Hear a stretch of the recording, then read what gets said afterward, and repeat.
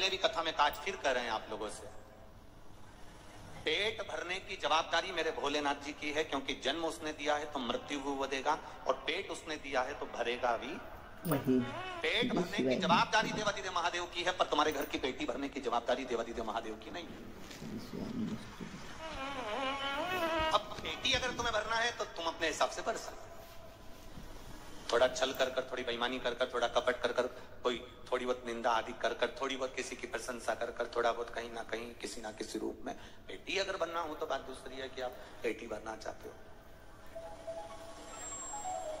पर पेट उसने दिया है तो भरने वाला भी वही है।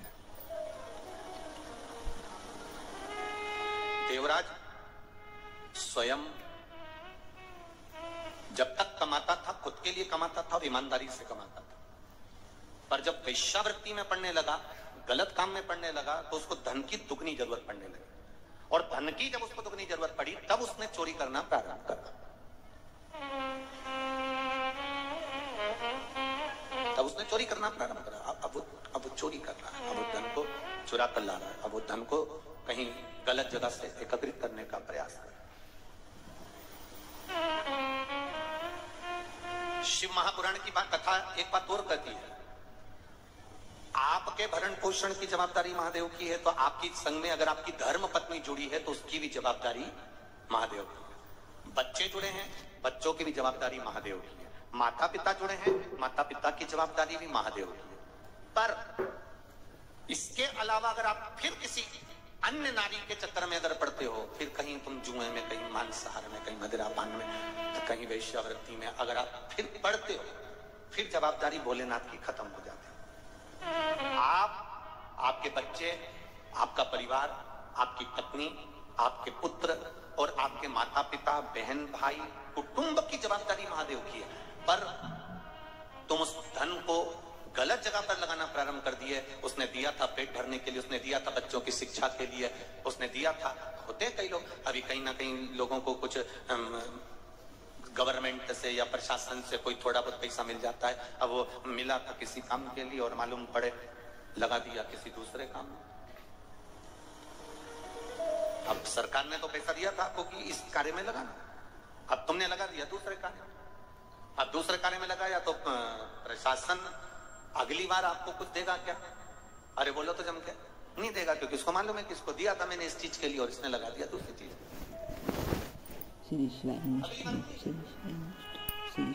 हम नेत्र काय के लिए दिए थे भगवान ने, और भगवान ने प्रशासन से कम नहीं हो, काय के लिए दिए थे उसने? इन नेत्रों से क्या करना भगवान का? बोलो बोलो जम के बोलो, दर्शन करना। इन नेत्रों से दर्शन करिए, इन नेत्रों से पोथी पुराण पढ़िए, शिव महापुराण, रामायण, भागवत गीता, इसका स्मरण करिए। अब तुमने इस बार तो इस नेत्रों को भगवान में लगाया ही नहीं। अब पैसा दिया था मकान बनाने के लिए, पैसा दिया था खेती के लिए, पैसा दिया था, लोन लिया था मकान के लिए, और मालूम पड़े बैंक वाले बाद में आए तो मालूम पड़े ना तो मकान दिखा ना प्लाट दिखा, और वो लोन का पूरा पैसा खत्म कर दिया। अब बनाना था तुमको मकान, अब लेना था तुमको प्लाट, करना था काम, मिला था मकान के लिए, लगा दिया गलत जगह पर। गलत जगह पर लगाया, बर्बाद हो गए। बर्बाद हो गए तो अगली बार तक प्रशासन ने तुमको वो पैसा नहीं दिया। साहब अगली बार दिया था, इसने काम में नहीं लगाया, अगली बार दिया था, इसने सही जगह नहीं लगाया, तो अगली बार उसने देना बंद, उसने देना बंद।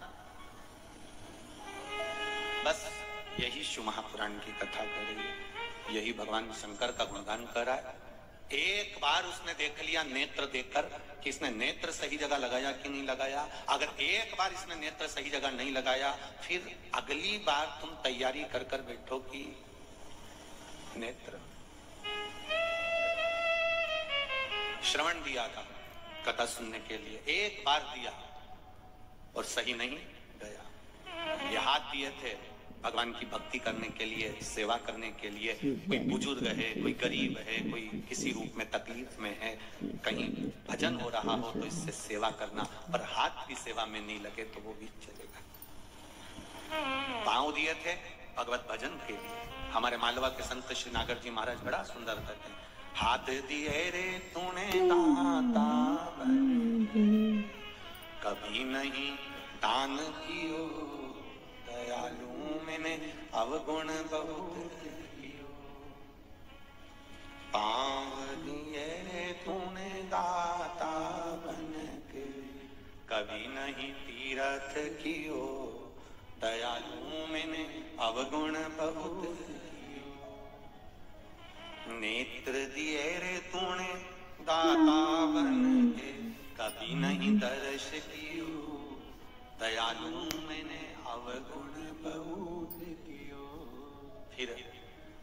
संसार सागर में आने के बाद मैंने करा क्या?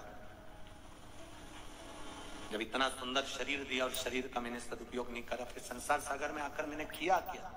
तो संसार सागर में आने के बाद मैंने एक काम किया कि कोरा कोरा कागज, काली काली शाही और 10 को 20 कियो दयालु मैंने अवगुण देखियो।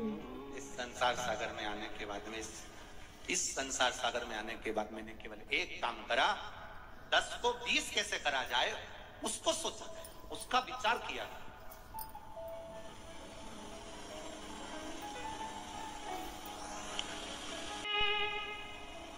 ब्लड की जांच कराने पर मालूम पड़ जाता है कि बीमारी कौन सी है, और कथा कराने से मालूम पड़ जाता है कि भक्त कितने हैं। ब्लड की जांच कराने से बीमारी का पता चल जाता है, और शिव महापुराण की कथा करवाने से, राम कथा, कृष्ण कथा, भगवान की अविरल भक्ति की कथा कराने से यह पता चल जाता है कि इसके हृदय में भाव कितना, इसके हृदय में, इसकी चित्तवृत्ति में परमात्मा का भजन कितना।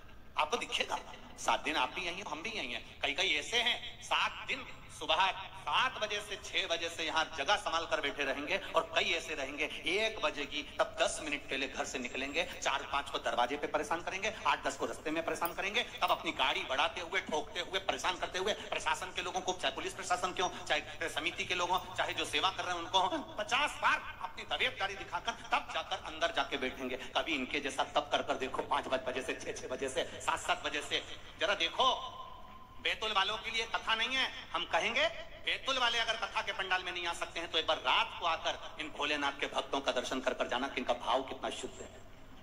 ये दिखावे से नहीं आते, ये केवल 2 रोटी मिलेगी पड़े रहेंगे, नींद ही मिली तो भी आपसे कहने नहीं जाएंगे कि हमको भूखे हैं या भोजन। आपको हर 2-3 घंटे में कुछ चाहिए। ये सुबह 7 बजे से जगह संभाल कर बैठते हैं, रात तक केवल 7 बजे से जगह संभाली, 1 बजे कथा चालू हुई। विचार करना, 7 बजे से 1 बजे तक का समय, उठते हैं, नहाए, वापिस आकर बैठ गए। एक जैसे बैठे, क्योंकि दूसरा महापास में बैठा है तो लेट भी नहीं सकते, ना आड़े हो सकते। एक जैसे बैठे हैं, एक आसन से बैठे हैं, इंतजार कर रहे हैं 1 बजे का। 1 बजे कथा चालू हुई, 4 बज जाएगी, जब आप देखना 5-5:30 बजे आकर देखना, तब इनको थोड़ा बहुत लेटते हुए नजर आओगे। रात्रि होगी, भोजन करा, भजन करा, रात को 1-1:30 बजे तक इनके भजन कीर्तन चलते रहते हैं। फिर सुबह हुई, प्रातः में स्नान करा, फिर भजन में लग जाते हैं। 24 घंटे श्री शिवाय नमस्तुभ्यम जप रहे हैं। हमने तपस्वी का दर्शन करा। कोई कहता है हम संतों का दर्शन करते हैं, कोई कहता है हम नर्मदा जी के घाट पर परिक्रमा करने वालों का दर्शन करते हैं, कोई कहता है हम उसका दर्शन करते हैं, कोई कहता है हम साधु का दर्शन करते हैं, कोई कहता है हम तपस्वी का दर्शन करते हैं। हम कहते हैं ये भी तपस्वी से कम नहीं, ये साधु और सन्यासी से कम नहीं, जो बैठकर भगवान शिव का गुणगान कर रहे हैं,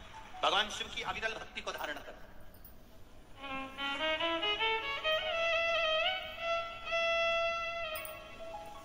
इतने बैठे हो लाखों में,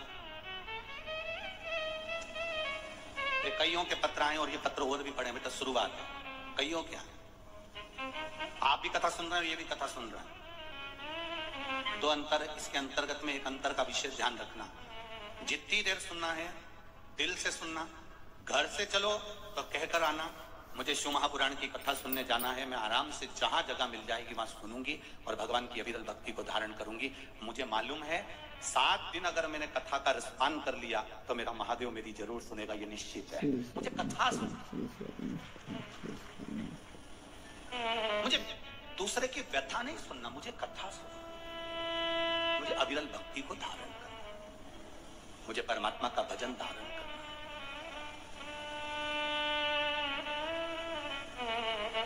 और जब तक वो नहीं चाहेगा तब तक आपको आनंद की अनुभूति नहीं हो सकती। कहीं कृपा,